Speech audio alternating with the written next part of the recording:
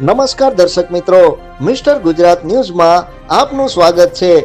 ભાવનગર શહેરમાં ફરી એકવાર કોન્ટ્રાક્ટરની બેદરકારીના કારણે ગુજરાત ગેસની લાઇન તૂટતા ગેસ લીકેજની સમસ્યા સર્જાઈ હતી।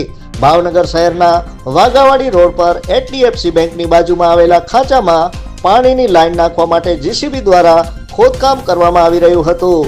તે સમયે ગુજરાત ગેસની પાઇપલાઇન તૂટતા ગેસ લીકેજ થતા નાસભાગ મચી ગઈ હતી।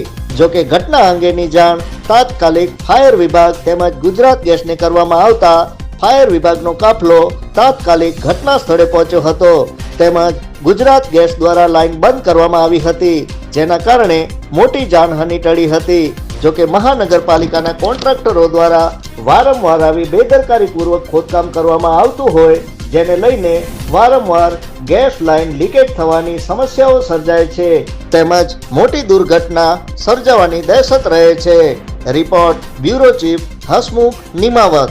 જોતા રહો મિસ્ટર ગુજરાત ન્યૂઝ, સત્યતાની સાથે સ્પષ્ટ વાત।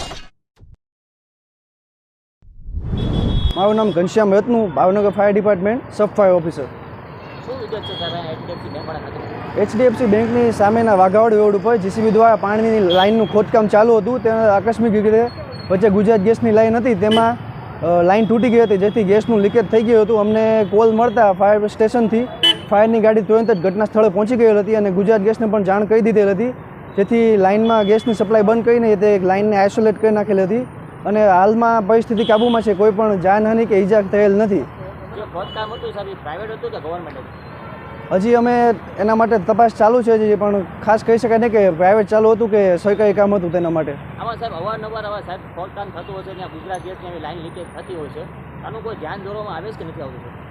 ધ્યાન દોરવામાં કેમ છે, જે ખોદકામ ચાલુ હોય તેમની પાસે પણ પ્રોપર નકશો કે એવું હોતું નથી અને તેમને પણ ખબર નથી હોતું કે કઈ જગ્યાએ લાઈન ચાલુ છે। આકસ્મિક રીતે ઘટના બની છે શકતી છે, એના માટે ધ્યાન રાખે તેના માટે અમે કમિશનરને કહીને ધ્યાન દોરાવશું આના આપણે આગળમાં કે કામ ચાલુ હોય ત્યાં તેમને નકશો પ્રોવાઈડ કરવામાં આવે।